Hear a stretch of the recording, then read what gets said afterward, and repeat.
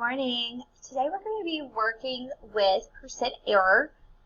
So we're going to be doing some notes. It's very similar to some of the other things that we've been doing, like percent change and things like that. So the very first thing is I want to talk to you guys about absolute error. Absolute error measures the difference between the approximate, which is the accepted value, and the exact or measured value.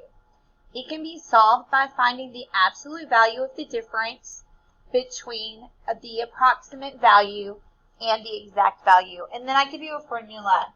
Okay, remember that those lines on either side of the A and the V, those are absolute value symbol. So this is saying the absolute value of A minus V. Okay, so it's always going to give us a positive number, regardless of what we get when we subtract it on the calculator. All right, so this science experiment calls for 150 milliliters of water, but Simon measures out 147. What is the absolute error? Okay, so if we have to have 150, that is going to be the amount that we need for A value, and he measured 147. 150 minus 147. And remember, we're finding the absolute value, which means it's always going to be positive. Okay, so the absolute error for this is 3 milliliters. Okay, 150 minus 147. Okay, here's our next one. A student measured the mass of an object to be 56 grams, but the actual mass was 53 grams. What is the absolute error? Okay, so for this one, 53 grams is our actual, so we're going to take 53, subtract 56, and find the absolute value of that. Okay, 53 minus 56 is negative 3. The absolute value of that is positive 3 because we always get a positive answer. Okay, so 3 grams. All right, moving on. Percent error is comparing the absolute error to the exact value. Okay, when calculating the mass of an object in science, these are some examples of when we might be using it. Measuring the distance of an object has traveled, like estimate and actual. Okay, so remember, approximate is like your estimated. Okay, so approximate minus your exact, and then we divide it by our exact. Okay, so our estimate. So the first thing we do is subtract estimate minus exact, and then divide by our exact amount. Okay? So this is our formula. And of course that equals our percent. I'm sorry, this is our percent out of 100 equals approximate minus exact divided by exact. Okay? So during its school assembly, Mrs. Quinn takes attendance and counts 356 students. In actuality, there were 376 students. Okay, so we do estimate, okay, or approximate 356, subtract exact, divided by our exact. Well, let's subtract first. I don't want to confuse you guys. Okay, so we're going to subtract. Remember, this is our absolute value, so we have to make sure it's a positive. So 356, 356, subtract 376 gives us 20, negative 20. We have to make sure it's positive. And then we're going to set up our proportion. Okay, percent out of 100 is equal to our error out of our exact. There were exactly 376 students.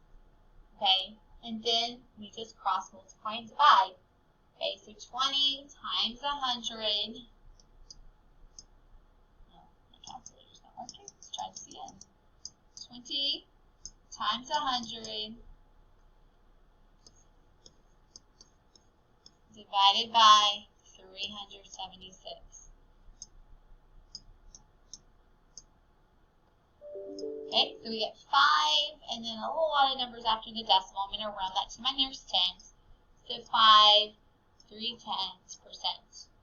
That's our percent error.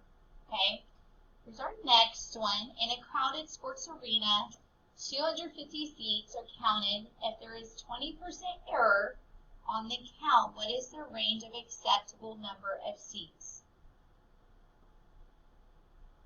Okay, so our range of error is 20%, so we're going to set this at 20% out of 100. Okay, there were 250 seats counted, and then we're trying to find our range. Okay, so we're going to set this up. Okay, so remember that our change, or when we're subtracting, that's our error or absolute error goes on the top. We don't have that, so we put an X there. And 250 seats is going to be our total, so that's what we put on the bottom. Okay, so now we just cross multiply and divide. So 20 times 250 divide by 100. Okay, 250 times 20 divided by 100 is equal to 50. So our approximate, or excuse me, our absolute error for this one, or acceptable range of acceptable number of seats, is 50 seats. Okay. Moving on to our next example.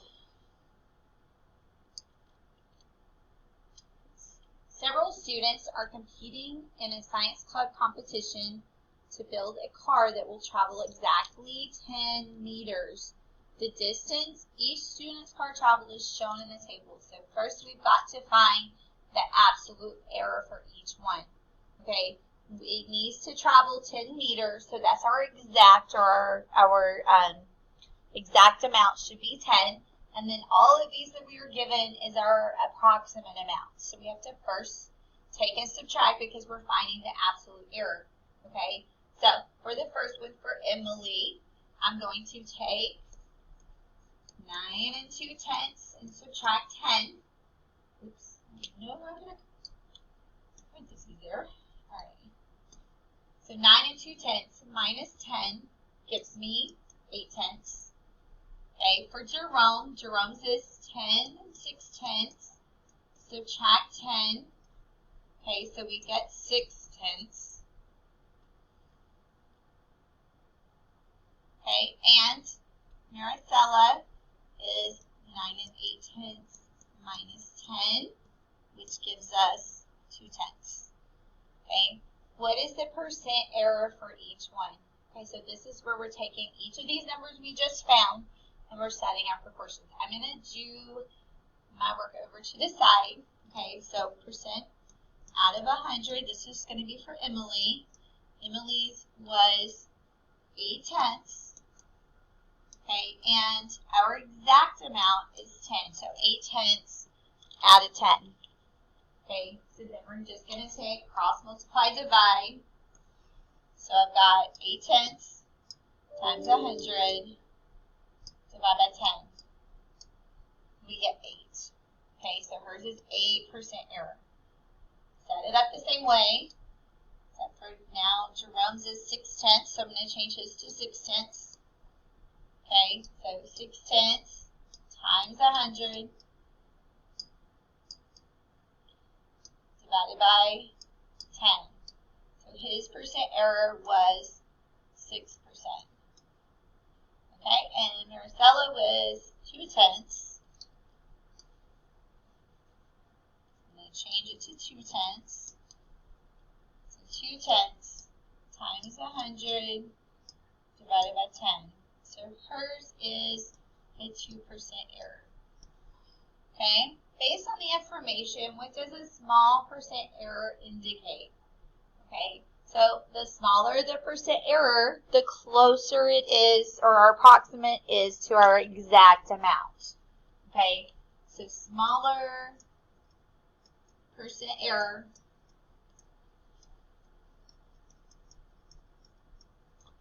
means a closer approximate to exact value.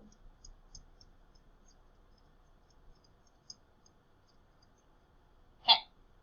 Our next one is asking us, mark each of the following statements as true or false based on the data. Okay, so Jerome has the smallest percent error. Is this true or false?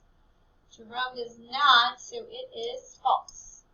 Emily's race car was the most accurate. Emily's was actually the furthest, so this is also false. Emily and Maricela had a negative percent error because their cars traveled the least. This is also false because none of them are negative. Okay? Alright. This problem, Mr. Brown's class was guessing the number of gumballs in the gumball machine. All of the guesses were between 382 and 456. After counting, it was determined that there were actually 408. Okay? So, first we're trying to figure out the absolute error. Right? So, remember, these are approximate. Subtract our exact. So, 382 for the first one. So, oops, not multiply. Ooh, it didn't multiply. 382 minus 408. Get negative 26, and remember we're finding the absolute value, so just 26. And then we have 456, subtract 408.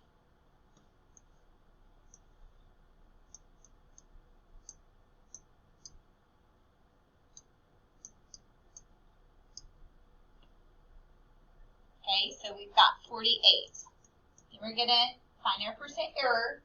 So remember, percent out of 100, and the first one's going to be 26 out of 408.